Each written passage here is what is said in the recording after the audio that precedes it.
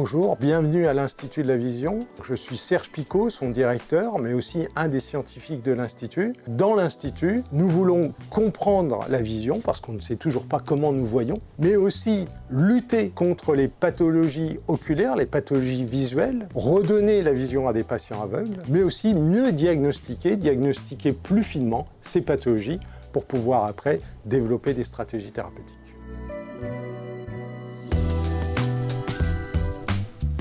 À l'Institut de la Vision, nous sommes très fiers des projets scientifiques prometteurs qui entrent en essais cliniques. Il s'agit par exemple de thérapie génique pour des pathologies rares comme la rétinopathie pigmentaire ou la neuropathie optique de Leber, mais aussi des projets de thérapie cellulaire, en particulier pour la rétinopathie pigmentaire. Alors là, il s'agit vraiment de pathologies très rares, mais nous travaillons aussi sur des pathologies beaucoup plus fréquentes, comme par exemple la dégénérescence maculaire liée à l'âge et la forme dite atrophique qui n'a actuellement pas de traitement. Et donc, à l'Institut de la Vision, nos chercheurs ont compris en fait le rôle des facteurs de prédisposition génétique de la dégénérescence maculaire liée à l'âge, ce qui donne des idées de traitement. En parallèle, d'autres chercheurs développent des outils diagnostiques pour arriver à mieux définir l'évolution de la pathologie parce qu'on aura besoin de technologies très fines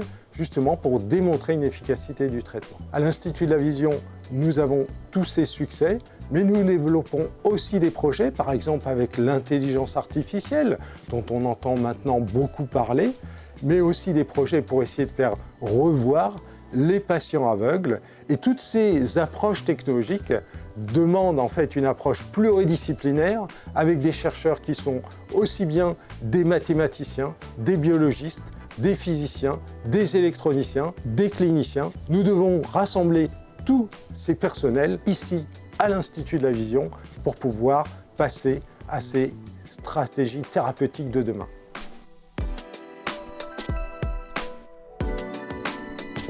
Ces dernières années, l'Institut de la Vision a atteint un niveau de rang mondial. Notre défi, c'est de maintenir ce niveau d'excellence.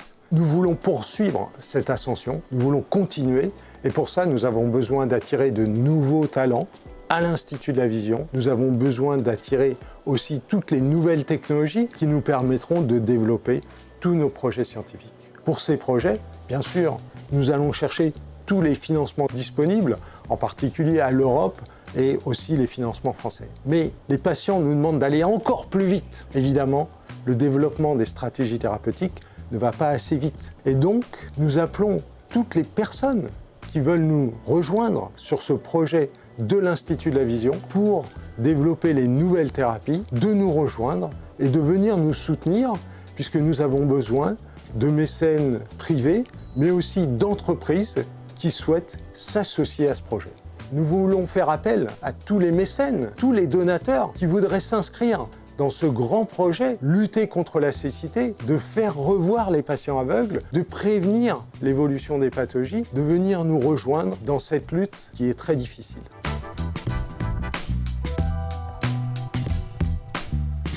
Pourquoi venir travailler à l'Institut de la Vision? Tout simplement parce que les enjeux de société, les enjeux médicaux sont considérables. D'abord parce que, par exemple, la myopie est devenue une épidémie, mais aussi le vieillissement induit des pathologies comme la dégénérescence maculaire liée à l'âge, pour lesquelles on n'a actuellement pas de traitement. Mais aussi, la deuxième raison de venir travailler à l'Institut de la Vision, le secteur est aussi dynamique que la cancérologie, tout simplement parce que l'œil est une petite structure sur laquelle on peut facilement agir, on peut facilement injecter par exemple des vecteurs de thérapie génique, mais aussi on peut visualiser les cellules individuellement dans l'œil. La structure œil est parfaite pour le développement de l'innovation thérapeutique et c'est pour ça qu'on voit le développement exponentiel de la thérapie génique, de la thérapie cellulaire dans l'œil. Si vous souhaitez vous engager pour lutter contre la cécité et faire revoir les patients aveugles, n'hésitez pas à nous rejoindre